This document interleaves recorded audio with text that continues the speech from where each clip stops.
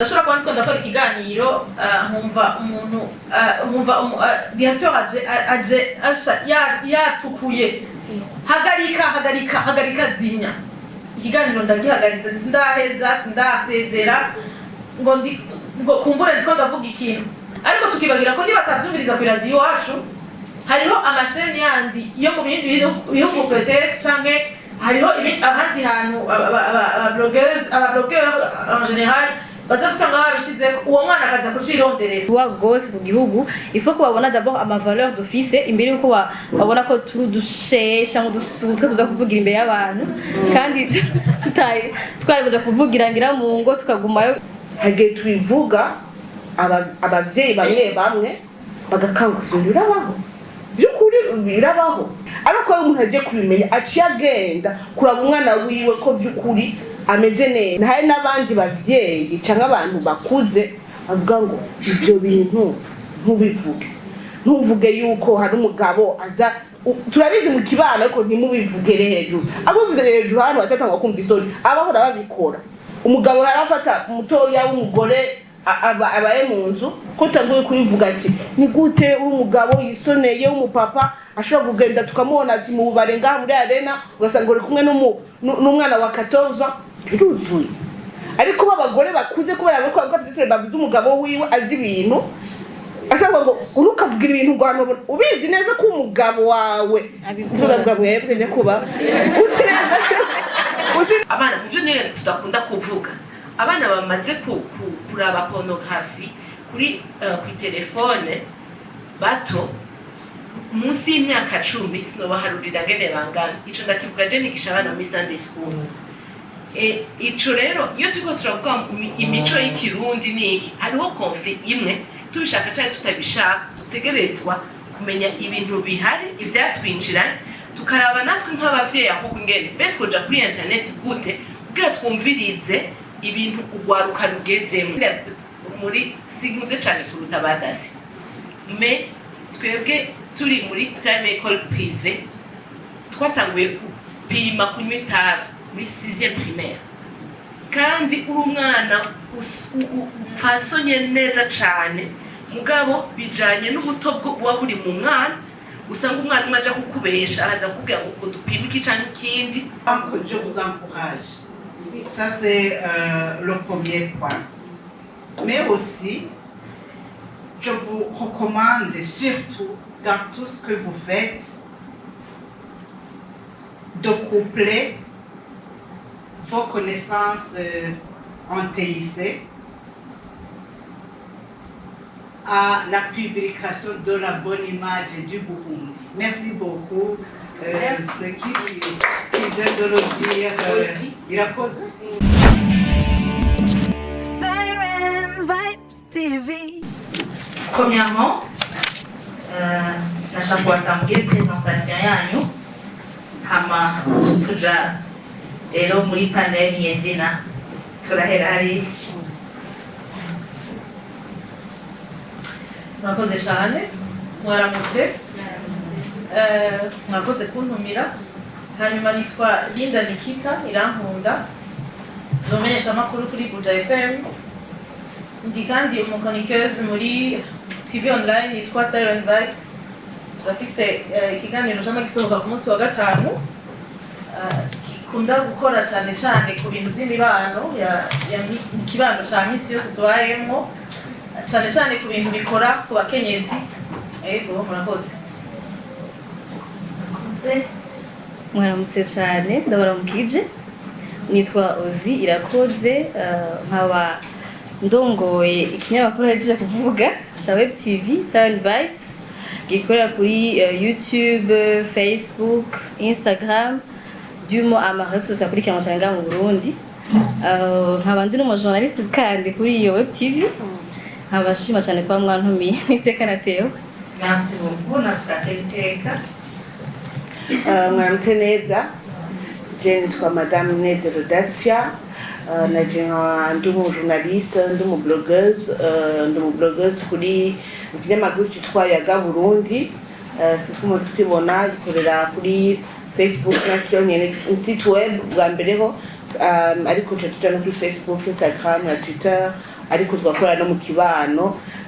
si kuri internet gusa. Nkaba nongera ndi mu Faransa umu activiste pour les droits de la femme, ndongoye ishirahamwe ryitwa Action for Women Rights aho en cycle. Naje mu kiganiro cyo kuri Siren Vibes TV, ndakirimo ko ahantu hose mbona ashobora kuvuga ivyerekeye imibano cyane ivyerekeye agateka k'abakenyezi sindahagisha, nicyo gituma no ngaha anye nemeye kuza kubera nzi yuko hari abakenyezi b'ijambo kandi biryoshe kumviriza misi yose uko turoza akaryo ko kumviriza. Murakoze. Woroshe muri kino gihugu apana nk'umujournaliste gusa nk'abakenyezi ni umwuga woroshe mwoba mugifata nko gute nk'ububatse naho mu kibano aho muri? Kako mfise mikro reka ntangura. Musanzwe mu en globalité umwuga wo kumenyesha amakuru si umwuga woroshe, usanzwe utoroshe. Uravye no mu gihugu cacu imisi ibihe duhitiyemwo vyaratumye umwuga usubira kugorana na cane kurusha imbere. Ivyo rero ushize ko rero ko ubaye umukenyezi bica bibindi kubera ikibano tubayemo hari ibintu ushaka ati ndashaka gukorera ko nk'umukenyezi, ariko bakavuga ati wewe byo gukorera ko gute, amwa yuko umaze kwerekana bigeze kubivuga ati ifoko ibikorwa wowe wakoze gushikaho wemeza arabagukoresha arabakuraba yuko uwo muntu by'ukuri ari umuntu wo kumviriza cyangwa ugenda kugira enquête ku kintu bakaguha ayo makuru uri kurasaba. Kuko uragenda ushaka kuvuga umukenyezi ndashaka gukora kuri iki kintu, kuri politique, kuri economy, wagenda kubaza ayo makuru bagufata nabi wewe. Rero kandanda rero nk'ubu unyejewe ndi umuntu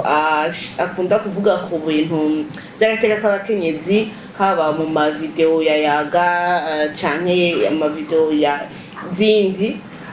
urumenyesha mukuru umukenyeza abishushemo cyane ko uzi ko abantu benshi bakuraba uratukwa. Reka sindeke kurondera n'amajambo menshi, uratukwa kubera kumavuga umva ngo cyangwa dusanzwe kumuzi ko tumwa mwidoga ubuho kuronka yaho bivugira ugumo utera induru umwanya wose. Turakurushe rero ndiko ndavuga ibyo nzi kubera konte zanje za IG, Instagram canke kuri Yaga Burundi, kuri Facebook, iyo nza ama video je mbavuze ivyo. Nikadasa nta kindi kintu mu buzima utubwira atari ingorane z'abakenyezi no munsi arafashwe ngubejo ari kubura amatongo, ari nta kindi ufise uvuga. Umva rero kindi peut-être cyari kuvugwa n'umugabo avuga ati iyo ni problématique ikomeye, abwirwa kivuga ati umugore bagore kwidoga akuvuze ivyo bintu byo bashike n'abagabo, ari kintu kishiga n'abagabo avuga bivuze umugore babishika ko ukatugerageza no musuka bwaciza ukavuga ko bimeze neza, ukavuga kugira hama ibibi navyo ukacurisukamwe amazi bikebuka, ukagerageza gutora amajambo kugira ukora kuri internet. Ni ikintu kigoye cyane, ukora kuri internet ikintu kigoye cyane kubera kuri radio niyoza ko bitashaka ko watuka, ariko nta muna telefone ngo gutukura urakupa ariko kuri internet biragoye. Ugiye gukora kuri internet ni ikintu kirabwa cyane, ariko nibaza yuko hariho nk'ama bureau, hariho ama institution, ivyo bintu bitaraja mu mutwe bavuga ngo wabuza kandi kazi ukora. Hari abantu benshi journalisme iri mu université barayiga, ariko ari abagore ngo journaliste ukonoka gusuzuguye atani ndi jambo yavuze bavuga je nkorera aha ikiganiro nkora uzi arabizi afise 50,000 abonnés, ibiganiro byo bibabona abantu 10 bakabira bigahera, ariko hari abantu batarumva yuko nka YouTube ariko ushobora gucisha ko inkuru ikarabwa ugashonja mentalité y'abantu. Ko bavuga ngo basi abari muri Tenbenya bakiri ngaha mu komego mashi udakora muri FTNB udakora ahantu irazizwi donc ahaje abo muri internet tuzoshikirwa nko hariya kure biko n'amaradiyo adahabwa agaciro abo kuri YouTube na Facebook nkano twe ntawozi turacaza bukebuke. Bon je kintu novuga d'abord umwuga wacu nibaza ko biranavugwa tujamwo tubizi ko ari couteau à double tranchant donc urabujamwo ubizi ko uzotirigana gatoya hama usanga uri kwegekora ko urikurikiranwa n'abantu benshi hari ibintu uvuga hari abantu usanga baronka amakuru biciye kuri wewe donc n'umwuga ugoye rero ugacugora mu gihe uri umukenyezi hoho akenshi twiba twe tudusutwa kubera kuvuga uvugire imbere y'abantu 10,000 uwa ukagute ugasanga ni vya bintu usanga no muryango bavuga ati ibintu babigiyemo gute ko bagiye kwikwegera uri umwana w'umukobwa urumva ni ibintu je nibaza ko akenshi biva kuri na society yacu taraba civilize mu mvengo hariho akazi ko gukora umukobwa adashoboye rero iyo ubigiyemwo uri umukobwa canke uri umufasoni nuko no bivuga si ibintu biba vyoroshe ikindi naco nkuko dasaje kubivuga twe dukora ku internet ho ni seropia kubera ko usanga ubwiye umuntu ngo ndumujournalist akubaza ukorera kuri FTNB canke ukorera ku radio iyihe bakubaza gukora ku radio iyihe abafite menga journalisme nga yacari ku radio no kuri FTNB gusa rero nibigo usho bitwitahuza abantu ko hariho amamwaya menshi yo kuvugira ko igushikiza icumbiro cyawe canke kushaka kuvugira abantu atari kuri FTNB gusa mugabo après tout ko turi ngahanye ndazi ko hari nabandi bavuga benshi bariko barabizamwo turacagwana intambara ikiri mu ntango ariko tubona ko hariho espoir yuko tuzoitsinda kora ko turiko turumvirizwa mwatumiye ngana kora ko tukabone ko dufite jambo cyo kintu koshikiriza rero c'est encourageant ariko ndababeshe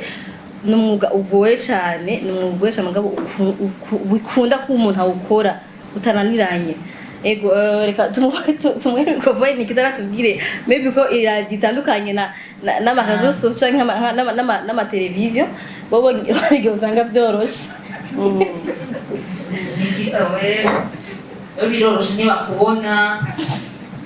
uretse ko basigaye mubona barakubona cyane mbona kigingi cyane sinzi ko novuga ngo biragoye cyane ngo biroroshe hajya akazi kose ni koroshe kandi nikagoye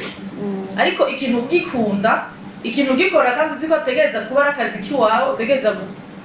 kuba ufise ikintu uza gushikiriza utabanje kuraba ngo kiragoye cyane kiroroshe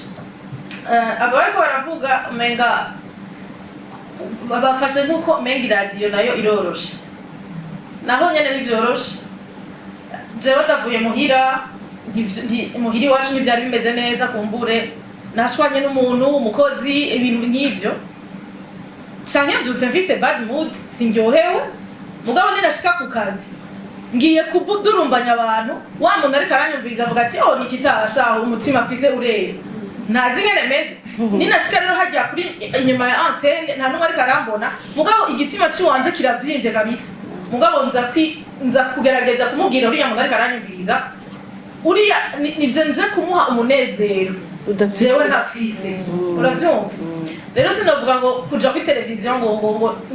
kuja inyuma y'iradiyo ngo vyo biroroshe gusumba ngo kuja kuri televiziyo ugiye no kuraba uza gusanga guhanza televiziyo umenga iroroshe kuko uriko uraraba amakomantere tuba turonka umenga n'umuntu agucokoje yashaka kugucokoza wavuze uti jewe ndashobora kuyikupa umuntu ya telefone yantutse jaja mu byasamiranye imbere yuko nza kumukupirako mugaya wanje kuri vuba kandi turabuzwa natwe kumukupirako na mu mategeko ntituvyemereza mu mategeko urareka gaheza uramugarura kumbure ukamuha inzira nziza mugabo nawe ntuce umushinyiza ushinyiza ijambo yareka aravuze nimba avuze ati ubwo rukobwa ni rugufi ni none sindi rugufi donc je communication non violence urumva sindabishimye mugabo kandi sindamubuza kubivuga contrairement no ngaha kuri televiziyo amakomantere turonka urabona ko abantu bantamufatwa nikita nuzosubira kwambara izo kanzu wapi ivyo bibero mubifuka bukeye nambaye ipantaro nikiti ipantaro zirakubiye urazihema nochangira gute rero nibaza ko mu kazi kose n'ukuri hari ibigoye hariho n'ivyoroshe kandi tubana navyo kuko tuba tuzi ico objective dufise kuko tuba tuzi ico tugiye kubaha ico tugiye gutanga n'ico twebwe tuko turakora nibaza ko ari ivyo murakoze hari ikintu nashaka kuvuga twebwe afite hari ukuntu utanze message uri umukobwa cyangwa umwigeme kumwe navuga ati bavuga ngo uri kurisha imbere uri kurazana ubusutwa mengo hari ibindi bintu biri derrière gutanga message hari amasuje dukorera ko nko mu kiganiro cyacu ugasanga tuyavuze twe turabavuga cyane turabafasoni gusa abantu ugasanga bayakiriye ukundi kuntu amashirasoni ivyo bintu bivuga gute imbere y'abantu muzi ko bizorabwa n'abantu mu 1030 ariko ugasanga difference hari nuko hagiyemwe umugabo cyangwa hagiyemwe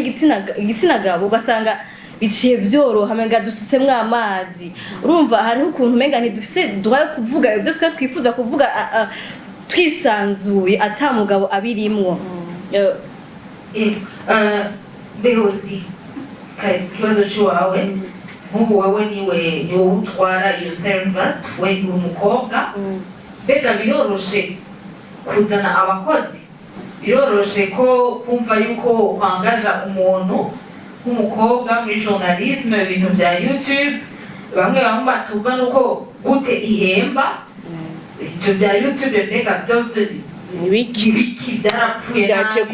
byaje gute cyangwa abandi bakumva ngo YouTube ni imiziki gusa babasani babandi ubishobora gute uronka abakozi gute wimanaginga gute ko kubishobora no kuba jena nishizemo ko ndabishoboye cyangwa ko nzobishobora nicyo cya mbere ko hari n'abandi usanga binanira n'abagabo cyangwa ari abahungu ugasanga narabishe kandi umukobwa kandi bashobora kuba bandusha imyaka rero abakozi ntivyoroshe le fait ko ari nibishasha nga mu Burundi ko usanga uri urabaforma nawe wowe utafise formation maybe kwiye cyangwa nyinshi ari byo wigira kuri internet cyangwa wigira mu bandi ba YouTuber ubona mu mahanga rero biracagoye kusanga abakozi badafise umurindi nk'uwo ufise rero kenshi usanga tuvyikorera usanga ndavyikorera byinshi iyo ntarose abakozi bashobora gukorera kuri vision yiwanje kenshi usanga ndiko ndavyikorera ariko bariko barabitahura hama sinukindi kibazo rumba jije ihemba gute guhemba barabitahura ko ihemba Zeni wazipo baramatswe bitahura ko deja hamatswe amashoni YouTube menshi ku buryo ngira ko ku munsi havukangira ngo hacumi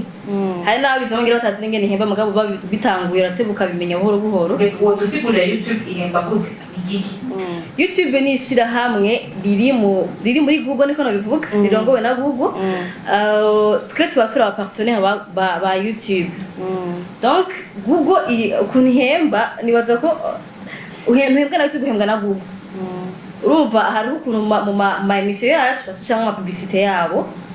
donc nkuko no icamwe harangiye mbwe ngo tudashaka kwamamaza kuri televiziyo yanyu nico gihe barampemba nabo nyene bacisha ama pub kuma content yacu hama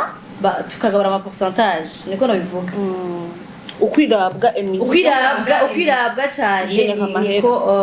niko wewe uri kurinza niko no bivuga tucuruza abantu ducuruza amavi inkuru ducuruza abantu baraba ibintu ama content yacu ama views abayiravye nibo batuma mwebwe muhembwa uko birabwa n'abantu benshi niko muronka amafaranga menshi uko birabwa n'abake niko atamuronka none muri ico gihe ni yihe nyungu yo kuba ukora muri YouTube ukora muri ibyo bintu byanyu inyungu nuko ndi umu entrepreneur cya mbere ndibeshejeho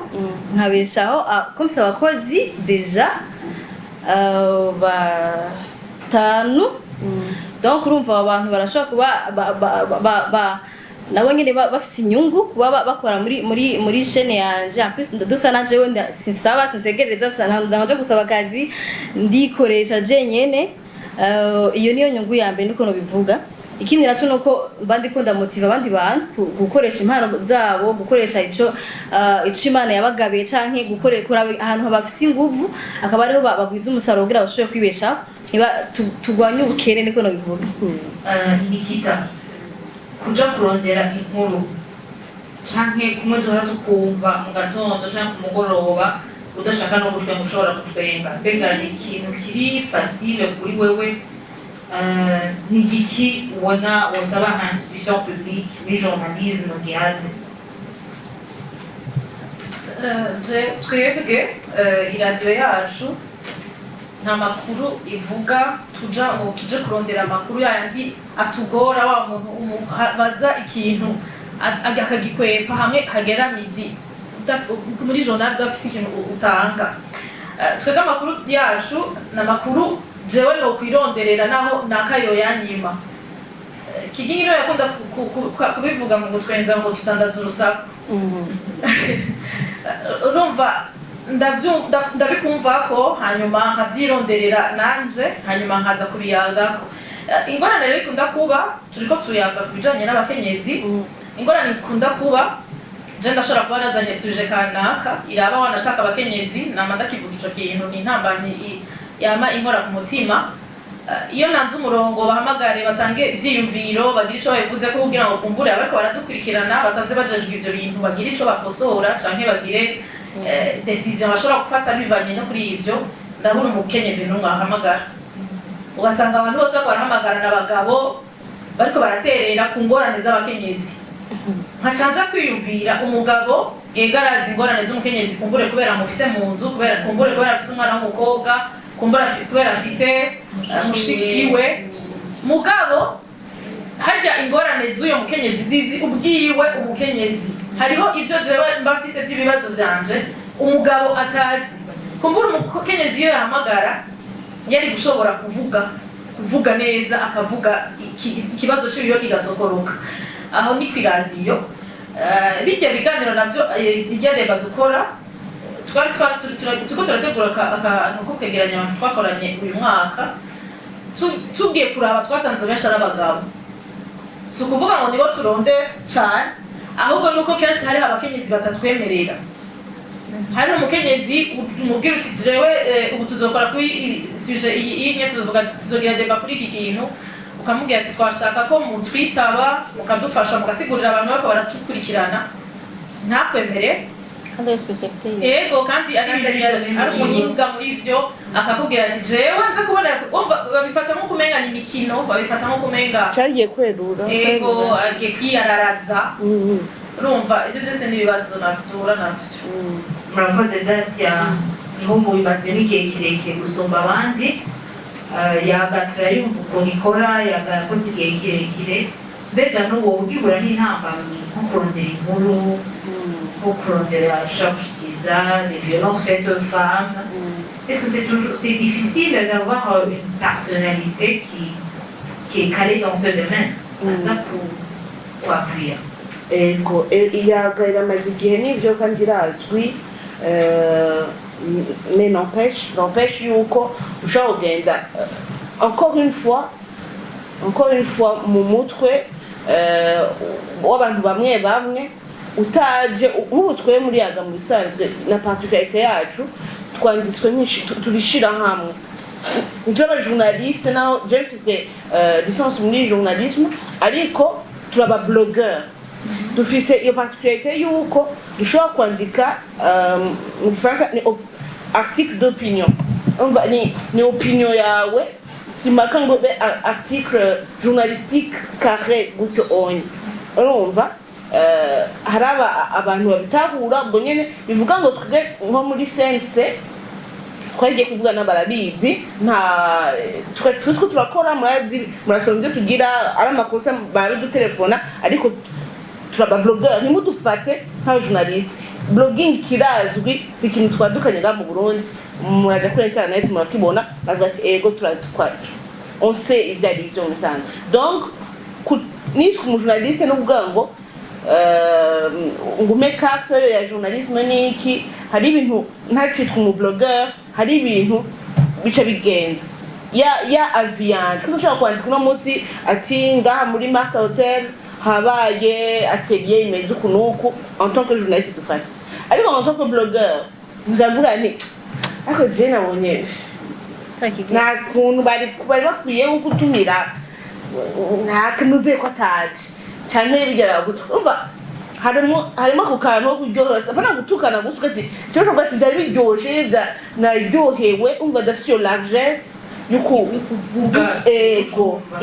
umva kugira hari abantu babitahura buryo rero uje rero dufate kukubaza muri yaga nyereka carte de presse yawe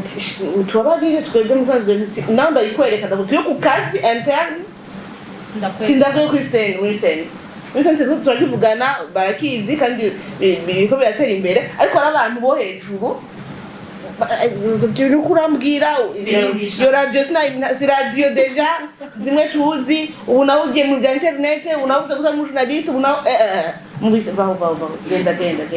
d'abord blog ni urumva ivyo vy'amablog urumva utanguye kumusigurira iminota 3 ataratahura babihetse mubu ushobora kwandika article kuri Amonia yavuze ngo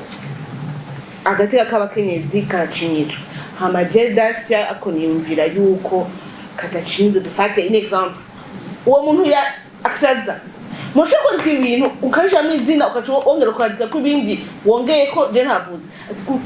biragoye cyane twebwe blogging ko mari ni forme shasha ya communication utaramenyekana nuko YouTube abantu wese yumva ati atari muziki hari ikindi kintu cy'ubwenge uvuga haje ozi yoje mu bantu ngo aratanga amakuru nawe urumva kandi arabwa n'abandi kandi ahari abantu bamaze kumutelefona kandi ari ibintu amaze kuvuga bigakora ku bantu bo hejuru bigatuma biyumvira byo kurumva ibi vya YouTube ibi vya blogging n'ama media emergent kandi abantu baraba ko kuri internet mazi ibihe igihugu gihitiyemwo harageze igihe amaradiyo yugagwa n'ibiki abantu bari kuri WhatsApp abantu bari kuri Facebook baraba amakuru niho usanga ari kurasirikira mena mpesha uko baguma babona yuko amarezo sociaux ico kintu togikoresha bonye nakubwo mwebwe muvuga ati urazi ikintu kimwe hari radio mpamagara radio kanaka cya televiziyo RTNB yatakwicishamo me hari abantu birirwa kuri internet batakira televiziyo kuri kintu bamagarugira no muri YouTube kubera nzi ko abantu benshi baza kuba arikora kuri YouTube kuri kinzi ko abantu baza kuri Facebook ata numwe yakite televiziyo ndetse amatara yacitse atana televiziyo ifiti ariko kumubona yuko YouTube hari iby'abasitari b'abavoyo n'ibiki ubu bakobwa bari bagera basubutwa babuze icyo bakora nk'ujya yoja igera mutumira mu kintu nanorganisha hari uri kuribagira kandi ari wowe uvuga ngo ni cible yawe muri projet yawe ngo les jeunes de 15 à 25 ans ngo tete ushaka kuri baramwita muri tete ariko bakorera kuri Facebook bakorera kuri WhatsApp abo bana uri kuri cible mais yo ONG irahejeje tout son projet itigeze ikorana n'umuntu n'umwe akorera kuri YouTube akorera kuri Facebook kubera akagari tukirimo ngo uvuga ndo nkango media ngujyanzuri nzo kwandika muri rapport apana ngo YouTube baba waronde kuri siko bumvise ijya sensibilisation yawe watije ku kintu batumvirize no sigura ko twebwe dubwiriwe cyane twabaronse no muri YouTube turaza gucako amakuru yacu ntaza kuba ina place no munsi mbega muvuze icyo kintu cya YouTube canke cyo kubamenyesha amakuru mbega nta namwe babatumira mu kaha mwaka kubera iki bon je crois pas ndavyibaza ko hari abatumira tukaha aya ntibirashika nikitu na hamwe babatumira ku nk'abamenyesha amakuru kimenya turi ngaha oya mugabo nibaza ko biravana na kaza ico kintu ko si vyose tujamwo ashaka kusanga ari nka politique ntituri muri kaza ka politique ntabwo turi mu naho ndi bivugire na public yanje ntiri interesse na politique genre nibibaraba urumva nk'ivyonye sashaka kubijamwo kubera iki bitabaraba alors que ni muja kuri YouTube uyugurura wese arayibona bisigura ngo ntuzi uza kuyugurura nk'ubu bayivutse ko ari 7 vibes honorable première vice-présidente de l'Assemblée nationale arashobora kuja kuri YouTube akayibona ugakaca asanga nta politike mbwira mushiramo de cela ashobora kuvuga byaba byo bavuye des fois hagiye usanga en fait arashobora kuba ari muri politike mugabo ibyo avuga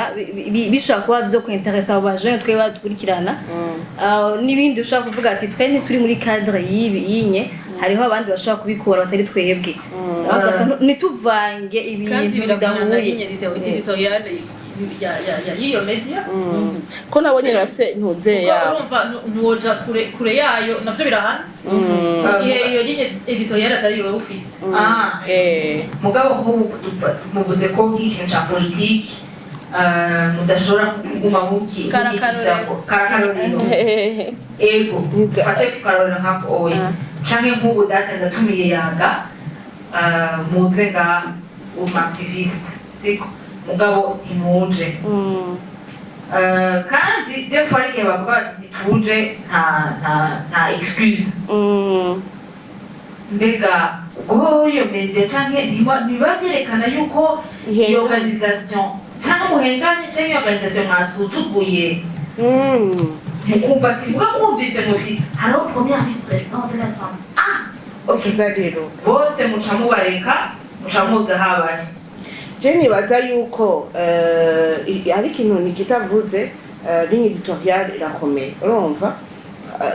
ligne editoriale peut-être kujuga ngo na YouTube ngo nabiga mwaza ngo ligne editoriale nzimukuye tureke kuvuga basi iryo jambo public cible yabo uramaze kubona muri YouTube cyangwa muri Facebook hariho ahantu baguha ama statistique uraziraba ukavuga ngo abantu bankurikirana baraguha imyaka yabo baraguha aho bari nabijumbura nabo hanze nabo hagati mu gihugu ukabona hamukabikorerako urumva ubonye rero ati finalement muri stats ndonka harimo abana n'abadolescent n'abantu bakuze gusoma ucumenya ibintu uza gukorerako ikindi naco nukuvuga ngo mu bakozi ufise nka Ozinone baragutumiye nko muri ntuzeye colloque ikintu économique kinini wo uvuga ati kintu biyumvire kuntumiramo ati naho ngerageza kuza kukinyanyura sinda gushobora kuronka ama contenu choc yukutuma wa muntu aza kundaba ashaka kukiraba akagiheza urumva autant kuvuga ati twe tugira muri yaga ko tuzi yuko natwe turabwa n'abajene kenshi ko n'abakuze tuje mu kintu kandi turaba ange ishobora kwiteza abajene siko turaje mu bintu by'amatora urumva ko bwa liste bloquée byaraheze umujene wa 20 ans nari mu mugambwe hari mu liste bloquée y'abaparlementaire kugira ushobora kuvuga ngo ngira ukoresha ikiganiro ya public yawe nica ikubaho kuko internet biranyaruka cyane ushobora gufite 50,000 abone ugatanga kuvanga ibintu no musi uravuze ikejo dakorotse ndi kurava cyangwa bariko yiteza abona bose urumva ucuva umuvugo uti ndaje reka numviriza ivyo bavuga ati bavuze yuko les jeunes femmes mu bavuze aba célibataires ati les jeunes filles célibataires bafise ingorane gusumba umugore ari marié ugiye gusaba credit uri umukobwa bakura bati uri umukobwa taha kwa mama wana papa bakugaburire cyangwa uri marié n'ibiki nk'iki ucumvise uzi public yawe nico imbere makuza gutanga ati muri iryo huriro uno munsi bahavuzwe n'ingorane zihura n'abakobwa babayabaga cyangwa bakiri bato kugira baronke uburyo bwo kwiyungunganya aho ukaba ubironse mbere igihe ushobora kuraba muri TDR bakurunga iki ukabura nyine uzobipanga baramuka tugati sugusuzwa mais après ivyo ndabivuze ko un exemple ntanze bon izindi media zafite ukuntu zibiraba izo ligne ariko urashobora kwumva ati public mfise ndaje TDR konzi public cible en jeune de tel âge à tel âge selon les statistiques mfise je veux pas pouvoir exploiter murakoze mugabo aussi je n'attends que ces jeunes ce sont les leaders de demain donc il faut aussi baza bararonka kumenya ingene abandi bahinduka bariko barakora kugira nabo erreur bahindure après canke eka nabo nyine les jeunes bafite ico baterera comme ça namwe mubwiye kandi hahandi mugatanga le message Ego, nagira nunganire gato ngira ngo nyabivuze par experience ngira ngo hariho abamaze gutumira amanyi bazi kubera ndazi ko gushika ejo mw'ijoro moni yariko aranyandikira ejo witore ndakubona ngira ngo ntiyari sure yuko ngira hariho abamaze kubigukorera peut-être hanyuma hariho ikosa rya administration nayo ritategereza kwitirirwa twebwe kumbure jewe ndi umukozi uyunye n'umukoresha w'intuze yiwe nanje ndi umukozi kw'iradiyo iwacu iryo kete kumbura murarirungitse murasavye umujournaliste aza kugira couverture médiatique hanyuma bararibitse mu kabati amakosa muza kuyata kuri twebwe abamenyesha amakuru kandi yabitswe mu kabati n'umukoresha wanje canke umusekreteri wiwe iryo kete ntiryashitse iyo invitation ntiyashitse urumva hariho rero imvo nyinshi zituma sinibaza ko ari ubugaba bw'abamenyesha amakuru barungitswe barahatse mwebwe nk'abajournaliste ni igiki mwosaba ko gihindurwa muri journalisme féminin mukagisaba institution publique tuva bien kuri mwebwe ico twosaba ko gihinduka muri institution twosaba institution ko gihinduka muri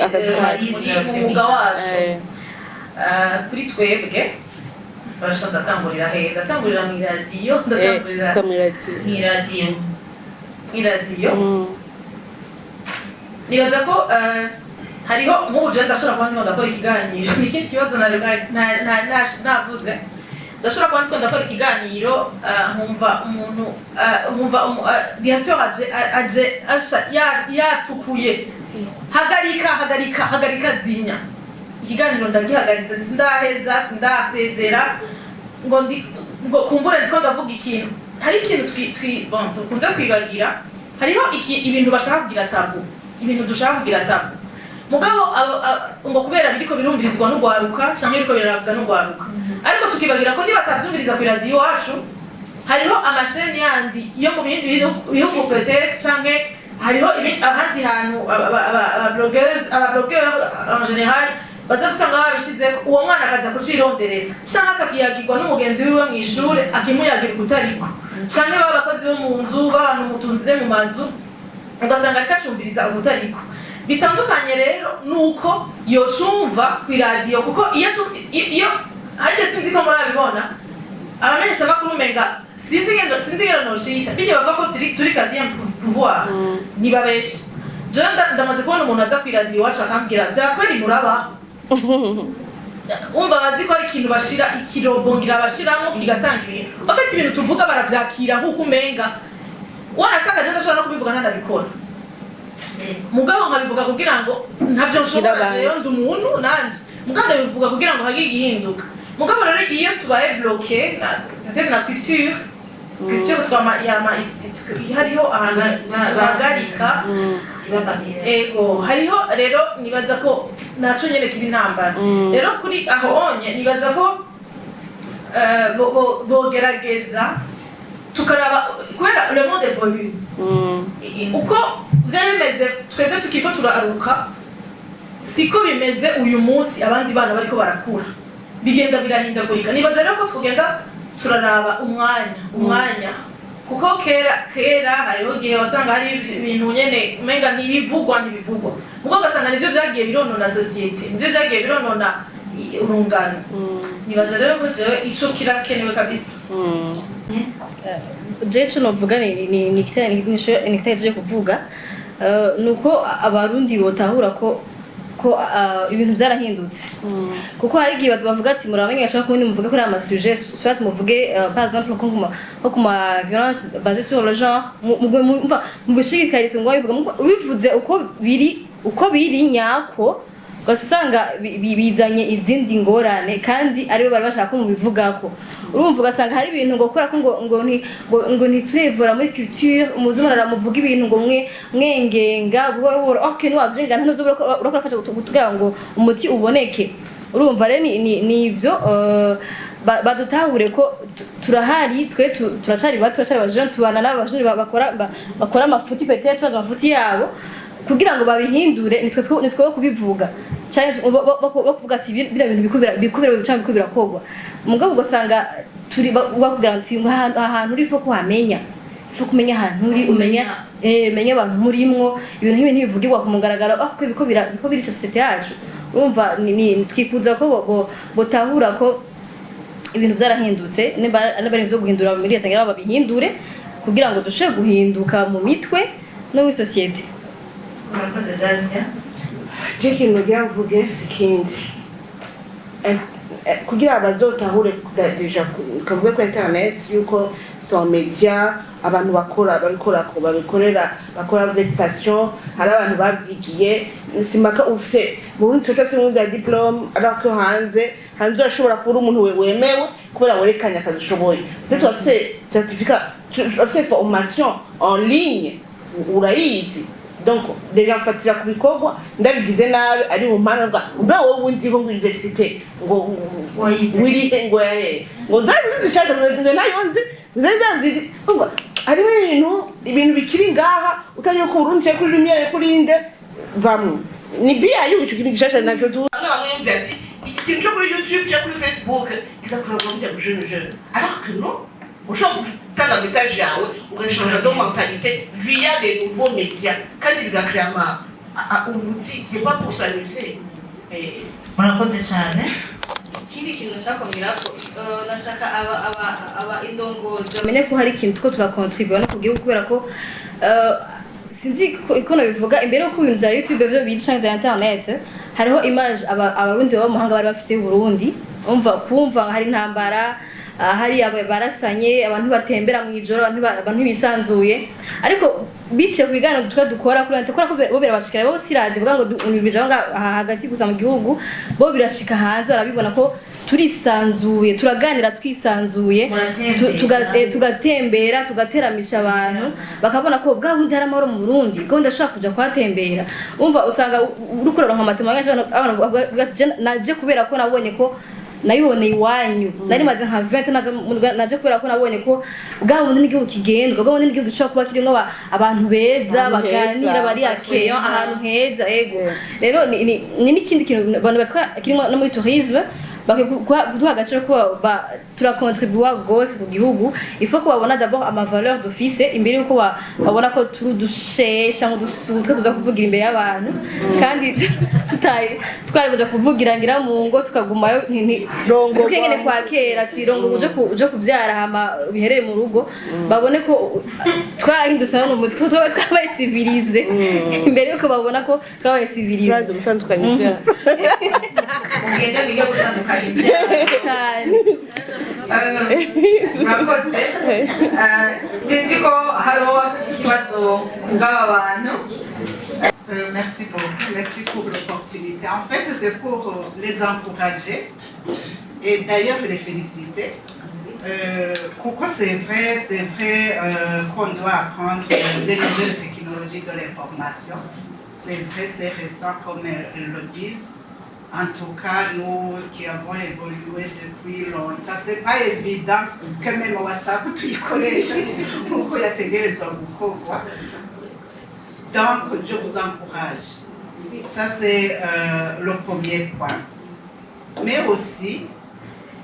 je vous recommande surtout, dans tout ce que vous faites, de coupler vos connaissances en TIC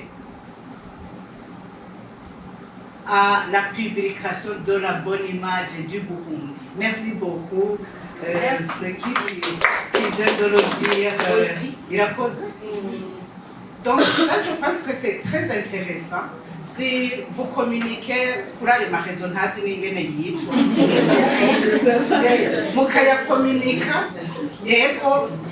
mukurikiza ligne éditoriale nkuko mwabivuze mugabo en même temps mugira la promotion du tourisme, la promotion de comment les femmes burundaises vivent, la promotion de comment les hommes burundais traitent leurs femmes, traitent leurs sœurs positivement. je pense que là, dans mon réseau, mais si vous communiquez dans le sens de détruire la culture, l'image positive de la culture burundaise, là, je vous rassure, nous aurons. Donc là, je vous fais un clin d'œil, non pas pour vous empêcher d'évoluer dans vos carrières de journaliste, mais de pouvoir faire l'équilibre entre les nouvelles technologies et la promotion de ce qu'on veut que le Burundi soit demain.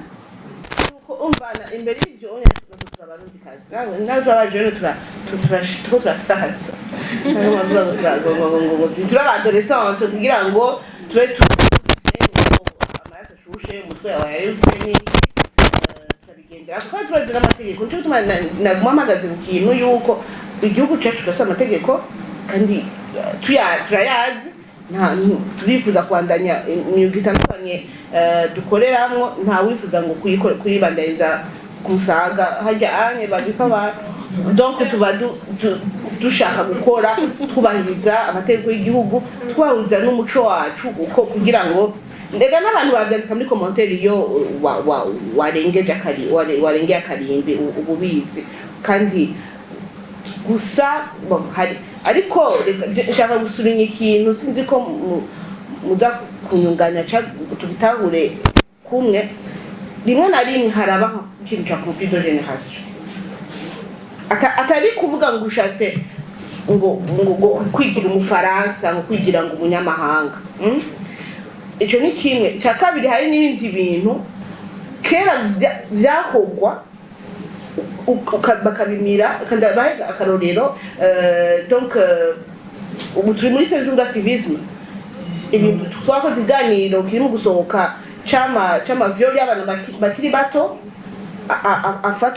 afatwa na se wabo afatwa n'umuntu utunze mu nzu afatwa n'iki bakabivuga hage tubivuga abavyeyi bamwe bagakangurira birabaho byukuri birabaho urumva ariko ubundi umuntu akavuga ngo ivyo bintu ukuntu avuga ni muhore ariko iyo umuntu agiye kubimenya aciye agenda kuraba umwana wiwe ko byukuri ameze neza kubera hari amakomportement twavuze ubonye umwana wawe atangiye kuvuga utujambo tunutu ubonye atangiye kugira ibi n'ibi kubera ko atari byitwa ko bitera soni bigoye kumviriza bijinashoka ndiko ndakubwira face à face nkitwe kuri ntuze hari nje bwati ko niba uvyumvikana ariko nibaza yuko ari la façon yo kubivuga ukabona ko ari message iraba passe na hari n'abandi bavyeyi cyangwa abantu bakuze avuga ngo ivyo bintu ntuvuge yuko hari umugabo aza turabizi mu kibana ko ntimubivugere hejuru abuvuze hejuru hano atatanga kumva isoni abahora babikora umugabo yarafata umutoya w'umugore abaye mu nzu ko tanguye kubivuga ati ni gute umugabo yisoneye umupapa ashobora kugenda tukamubona ati mu barenga muri arena ugasanga uri kumwe n'umwana wa 14 biruzuye ariko babagore bakuze kubera ko bavuze umugabo wiwe azi ibintu asaba ngo urukavugira ibintu rwano ubizi neza ko umugabo wawe tuvuga mwebwe ne kuba uzi neza ko umugabo wawe bamaze kunuganwa ko agendana n'utwana two muri 8e ukavuga ama pratique aba uca uvuga ngo ntasoni ngo n'ubushere biraba rero binamenye kubera abantu badenitwa ngo abavuye kubera babasanisani nabimenye kubera yurutse kubivuga one ngo bajya abana b'abakobwa ngo abavyeyi ngo babwira ngo urenze rero ngo vyandoje rigeze onutara biriho abavyeyi bagira urundi urataha yamuhaye rusha kwenda muri gonginike muri boom ntumbaza ibintu muri boîte onutara uwo musani acavuga ati none adase ndakubwira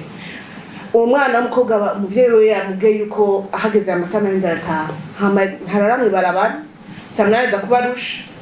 kenda kumuhinda amandanda mahindaro azi nuko atagujo kweli atagujo ya namu gusororeye Ismail zibiri haziri mu gitondo atavyuka asa neza cyatamuhira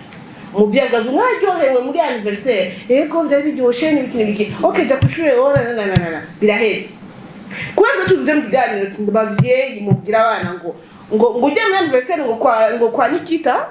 ngo ukagera amasaha gucura kwa Nikita ati ariko ari kwa Nikita muri anniversaire kwa Nikita hajemo n'abahungu bacavuga ati reka tujye mu cyumba hamabiki ko yumve umwana wawe yagiye muri anniversaire y'umwana bigana tuzi amaze kuza umwana wo kwa Nduwayo ntaco biza kugenda iki ukadusanga baramugiriye nabi hari abavyeyi batabisuporta kuvyumva kuri kuratanga ama detail alors ko atanga ati iyo angle snap guy yumvire ko umwana wanje zamubwiye ngo ntuntahireko araye mu gahinga aravuze ati none nkuko mama yambwiye ngo ndamutahireko ndabigenza gute caraba akagenzi kiwe kubera umuvyacu yumva ko ujya mwana ari bien soigné adashobora kugirira nabi umwana wiwe ntabyo yaramenye gusanga abana abavyeyi barakora bavuga ngo kuki abana banje ndabazi vurana ngo nabana bahishisa ku ishuri waje gusenga kuri katedrale wagira ibiki yaramerewe nabi atazofara bikubwiye donc alors conflit de génération twebwe tuvuga tuvugire ahabona n'abandi bavuga ati abakobwa nabo banumya mbere reka tuzobinuma hama mu nyuma dusanga ari umuntu yagiye kubaka umukobwa wawe uramusohoye ameze neza ariko byagita kubwira ikintu na kimwe ibintu byamushiki umukobwa ndabikize kure umwana afite 15 ans asigari active sexuel mu bintu birenze wiyumvira ngo umuhindero nziza ariko ntumenya ibera mu marigara ibera mu anniversaire kubera atamu jeune zo guturikira warikubwire ngo mama naka ngo baragiye ko cyane turiko turanwa drogue hama ukaca yoga mu maso akisiga akata ameze neza avuye muri anniversaire donc rero twebwe twabarundi kazi dushaka yuko imico itituka mari ibintu tuvuga abavyeyi batazi bakaba bashoke ku rugero yuko bamwe acavuga ngo ntimukavugire ngo ibintu barabiza abo bana ni kuri ko Imana ari ibintu umwana w'imyaka 10 azi je mfize umwana w'imyaka itarundi 2 kubera ama YouTube y'abakozi asanga ndiko aririmba indirimbo za Diamond zuzibishe atayunzi iyo ndirimbo yiyi aca ndabumviza ngenda kuri yari imaze imisi 2 sohotse wayizi kumutwe wowe kuvuga ngo je mwana wanje meze ntuzivyaza twege rero on va dire que turagerageza kuba pont yi 2021 mais après nibaza yuko twebwe tukwa duhanurana muri kutogira ibiganiro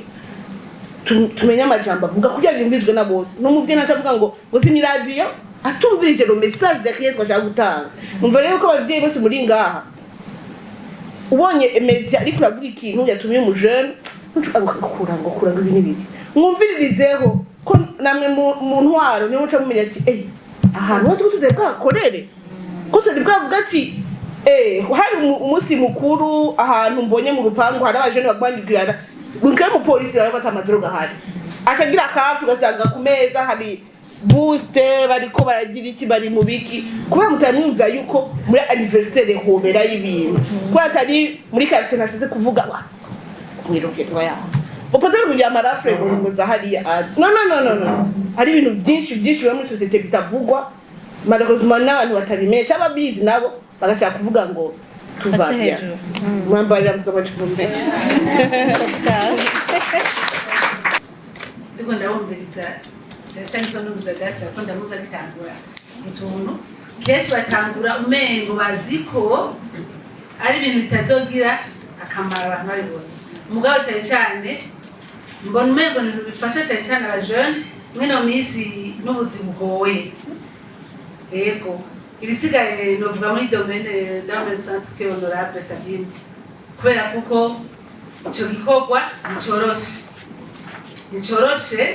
cyane nkuko mwavyivugiye ukuntu bagifata nako muteza kutwemeza nko mwabivuze yuko ari igikorwa cyiza kwitwemeza naho ni ukubikora mukorera mukurikiza culture mushyiramo ubuntu bwinshi hamanini no kwigishanya benshi mu kubijamo bagira ko mutatonema bwakugure sinzi ko mu nkama renforcement des capacités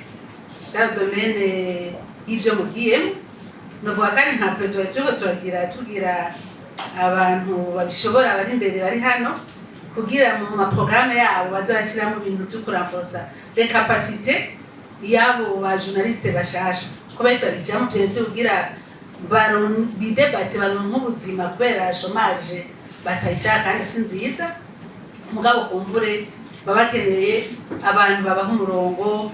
ibisigaye naho no kumenya gusaba amakonseil d'autres journalistes babakurira umuntu hafi kwiransa gutyo umuntu agiye iransa abanza bati ndabe nka naka ndamuhanuze konko mwabyumvise aramushaka gukora ikintu kiza kubakwegera kubera ko mumvizo na benshi novuga rero hanini ko ari ibyo bibiri batera intege kuko mwagize neza biragutafata izindi nzira zitarizo mwafashe inzira ibaha amahera mugabo kandi ibatuma mutera imbere amwandaye mutera imbere abishoboza zarashigikira nivyo novuga murakoze ndashimye cyane kubona hara iyi paneli yaratunganijwe cyane cyane hariho n'abanyakubahwa baduserukira bashobora bafise ijwi rishika kure muti kuki nk'iyi intervention ya nyuma ya Dacia nibaza ko hariho nk'abavyeyi bamwe bakanuca ukundi kuntu je ahubwo ico nari nshaka gusujera yaba habaye nk'abantu b'abavyeyi bashobora guhanura abandi bavyeyi bakababwira ati buriya hari ukuntu ushobora kumenya ibintu bigezweho mu rwaruka uravye kuri ayo masheni uko iyo ugiye kuraba burya iyo tugiye kuri internet hariho abajayo baja kuraba bibi urumva donc nk'uko usanga abana mu byo nyine tudakunda kuvuga abana bamaze kuraba pornography kuri telefone bato munsi y'imyaka 10 sinobaharurira ngene bangana ico ndakivuga je nigisha abana muri Sunday school ico rero iyo turiko turavuga imico y'ikirundi niki hariho conflict imwe tubishaka cyane tutabishaka dutegerezwa kumenya ibintu bihari ivyatwinjira tukaraba natwe nk'abavyeyi ahubwo ngene betwoja kuri internet gute kugira twumvirize ibintu ugwaruka rugezemo ubwo gwaruka ko abana babasha kutakubwira ivyo barimo reka nivuga akantu gatonya gende muri sinkuze cyane kuruta badasi me twebwe turi muri twame école privée twatanguye kupima kunywa itabi muri 6e primaire kandi uri umwana ufasonye neza cyane mugabo bijanye n'ubuto bwo buri mu mwana usanga umwana umwe aja kukubesha aza kubwira ngo dupime iki cyane ikindi ukakijamo utabizi kandi nta numwe abimenye mugabo yaba hari hahandi akumsanga umuvyeyi ayaga n'abandi bavyeyi kandi uyaga n'abantu mufise ukuntu mubona ibintu bimwe bimwe mugabo utamenye ibindi biko biripasa mu nyuma ntumenye yuko umwana wawe ahageze canke ibindi bintu biriho muri society rero sinzi ukuntu vraiment ko murabivuga ukuntu umuntu ashobora guconcilia ama reality ibihari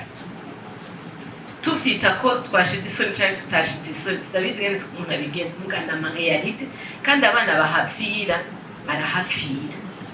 kandi bariko bariyorobeka ko ico kiratumengo kino mu mico yacu iyo turiko turavuga imico turabe imico mibi n'iri myiza imico yo kwiyorobeka turabengene tuyirandurana n'imitsi Maître Mbonanya Evelyne ikibazo ca mbere nashaka kubaza twaje ngaha nka cyane nk'abantu noneho abantu bakora ivyabo nashaka kubabaza mwebwe muri ivyo musanzwe mukora twebwe ico byo gufasha twebwe dusanzwe dukora ibindi twoshobora kubikoresha bikatugira akamaro mu kazi kacu muce mutubwira uko twobikora n'ico byo n'ingene byo dufasha ico ni ca mbere hama ica kabiri ahanini twagiye turumva amadefi muhura ariko nashaka ubu mumere nk'abaduha nuvuga ama-success ibyiza mwakuyemwo kuva mutanguye kugira uri ngaha ntahave atahana ko nyene c'est trop difficile kuko dusanzwe twabonye yuko imisi yose umugore icakora gisanzwe ashiramo ingufu nyinshi d'abord kugira ngo abanza prouve ko ashoboye urumva mwe mutwereka kandi ko muri iyo secteur hoho umenga birarusha rero nashaka muce muhereza kutwereka ibyiza birimwo bishobora gutuma twobihurumbira canke abandi baza kumva ivyabereye aho bihurumbira. Icya gatatu nashaka kubaza kugira ngo concilier iyo conflit de génération muri izo YouTube canke ivyo binyamakuru byanyu ntimushaka gutruva koma hoba mwijwi ry'umuvyeyi sinzi ko ariko nobivuga kugira ngo par exemple nkuko bariko baravuga ati hari cyane yabivuze ati hari igihe baca bumva tigezaho mugani baza si hamwe icyo uri kuravuga hoba haca haza na version umuvyeyi nawe abibona arashobora gutuma wa undi yari yugura YouTube akabona havuga umwana gusa atabloka iyo ntuzi iyo ico kimenyesha makuru ahubwo acagira na madamu yavuze bigatuma abavyeyi bashobora kujayo kubiraba kugira kimwe uyu ahejeje kuvuga bamenye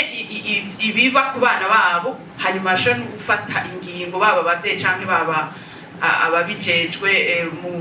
muri institution z'igihugu. Hanyuma ubwanyuma nagira ngo ndangize ndabatera intege nk'uko abandi babivuze kuba mwarashoboye gutangura ikintu novuga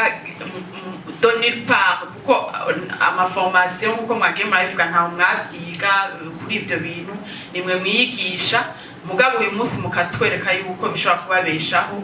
ego numva twobatera intege mubandanye mushobore kuza murashaha ama strategie yo gusimbuka niyo mitego muhura muri ako kazi murakoze. Bavuze kengurukira abantu bafasoni les jeunes filles bari muri journalisme kugira ngo bibesheho ariko rero nikije na conflit de génération beshi bagiye baragaruka ko murumva ko ari kibazo nashaka ko namwe mu byo mushikiriza kuri Twitter canke internet muraba ku byo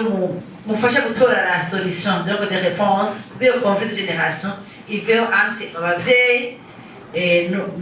nos enfants ariko novuga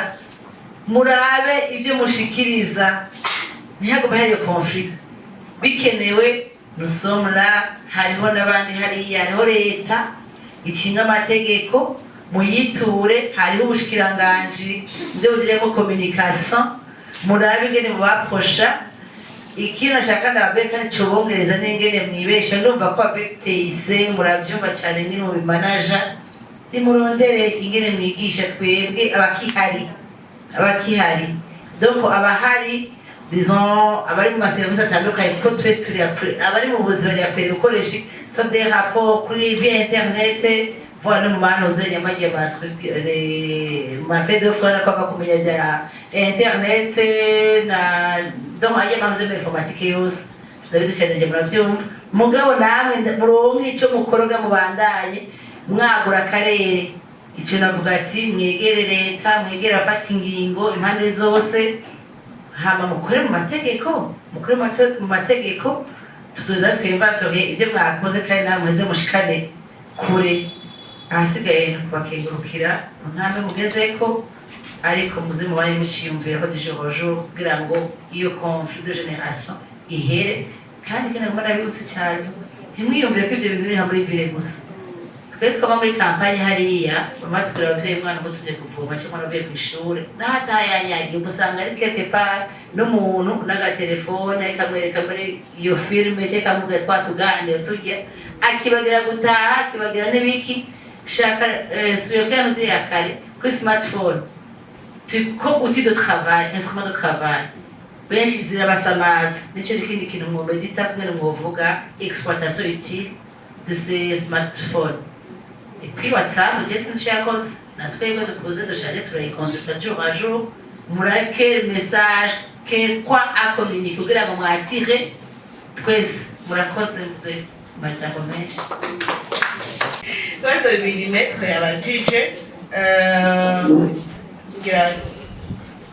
abantu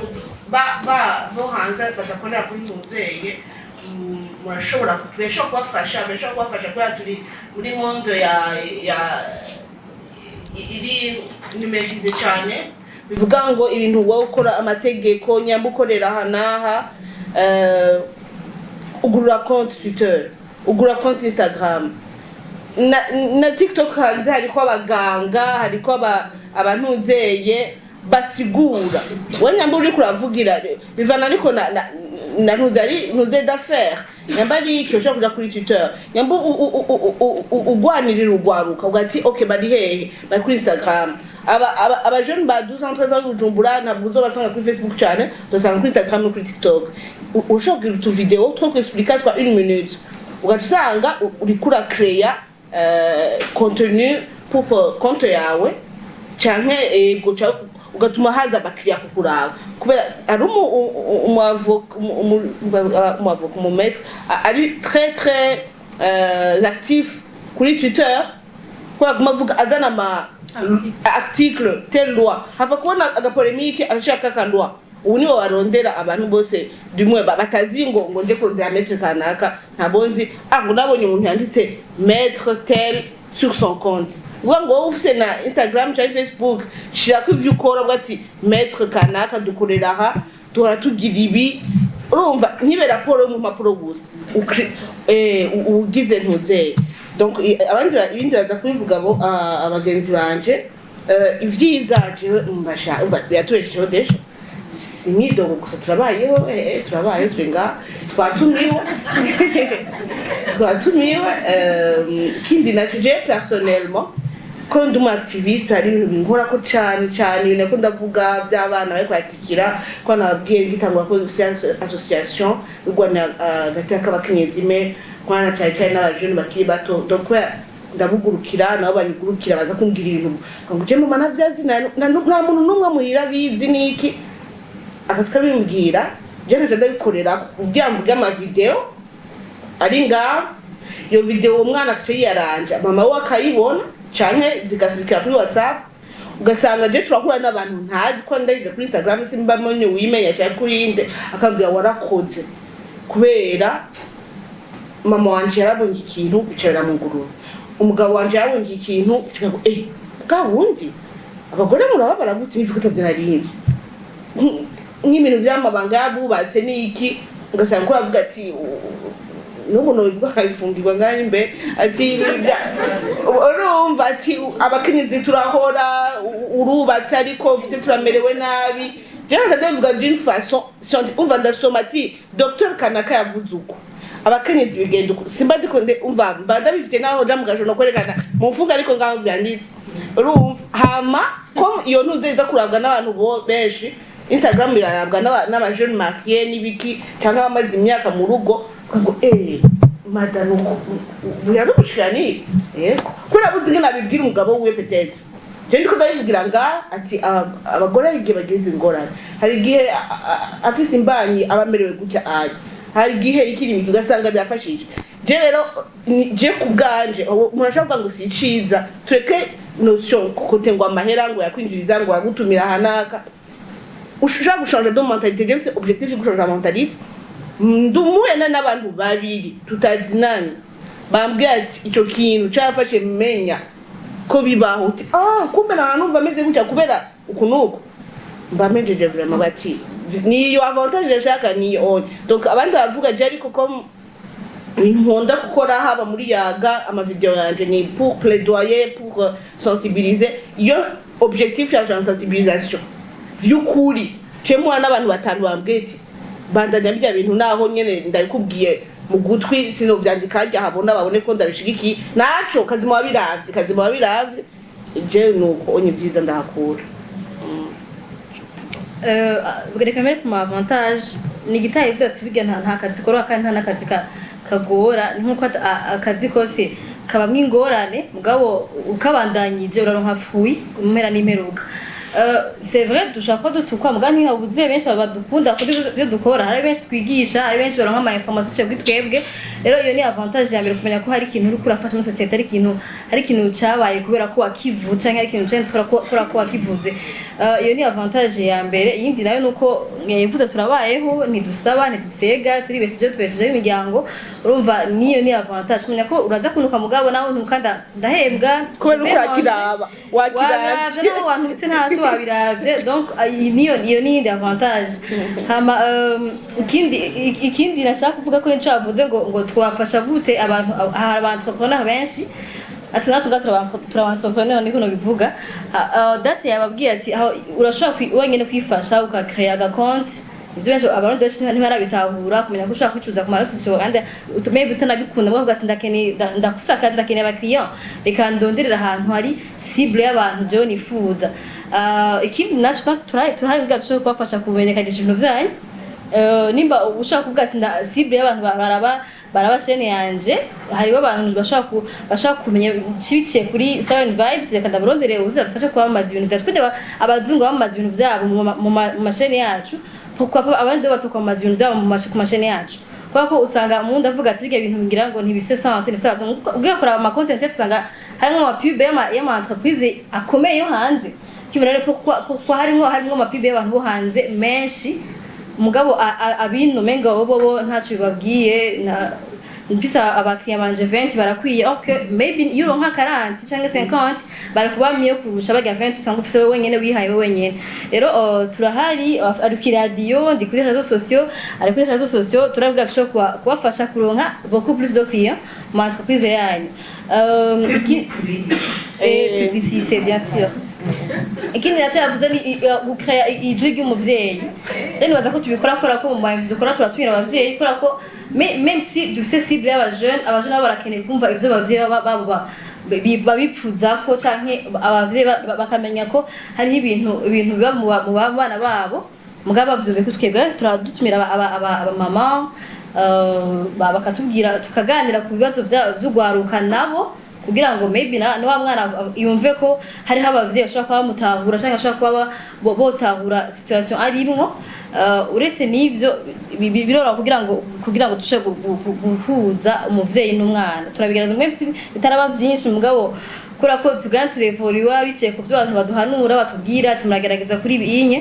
ubu tuzokongeza cyane kuko dusanzwe dufite na emission iri beaucoup plus kuri société twigisha ku masuje atandukanye cyo gusanga dushaka kuri sujet y'umuvyeyi n'umwana nko ku conflit de génération ncageza oblige gutumira umuvyeyi kugira ashobore kuganira n'umujeune baze umuvyeyi yumva umujeune cyavuga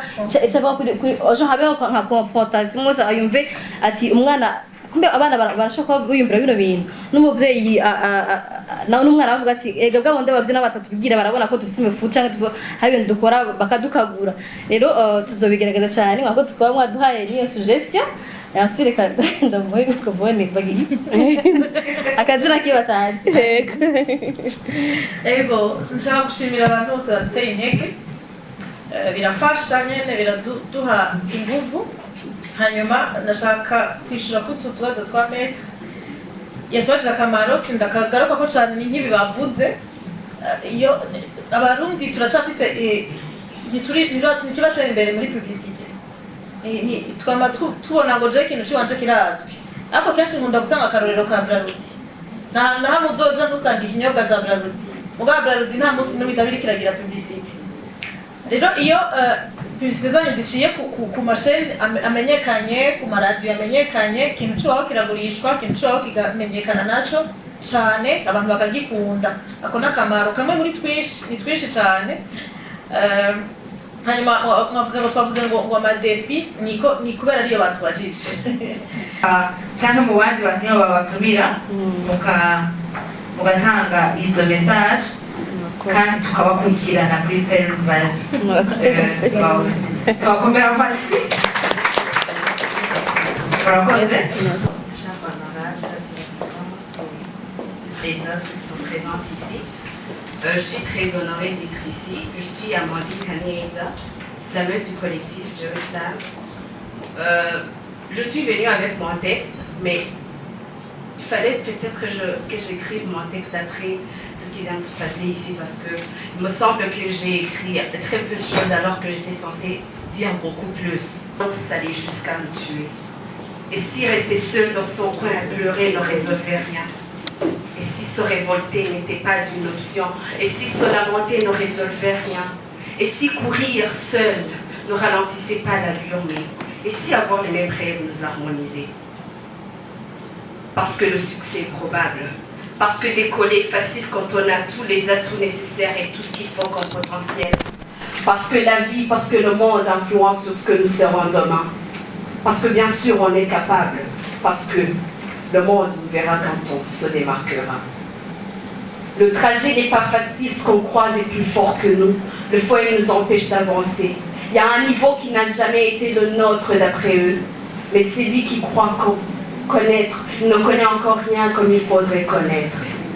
Et le courage, c'est aller n'importe où quel homme ne peut aller, oser affronter ce qui fait peur aux autres, toucher au bout et ne pas passer à côté de quelque chose de bien pour rien. Et aussi la peur donne des ailes. Chaque niveau est le nôtre pourvu qu'il existe. Il y a un niveau qui n'a jamais été le nôtre d'après eux, mais tout ce qui nous construit vaut la peine. Ce qui est important, c'est ce qu'on dit de soi, les valeurs qu'on se donne et les objectifs qu'on se fixe. On dit souvent que la femme n'est pas capable, mais tous nos actes leur montrent le contraire. On est là, on travaille.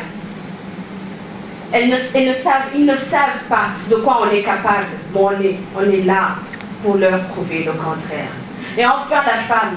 faible et défaillante deviendra un jour la femme forte et puissante parce qu'on a abusé de sa douceur, parce que son silence est plein de réponses et parce que ces réponses construiront le monde. Enfin, on aura réussi. Vous allez trouver que c'est en général, j'aurais dû dire beaucoup plus parce qu'on vient d'entendre beaucoup plus que je vais te dire. Merci.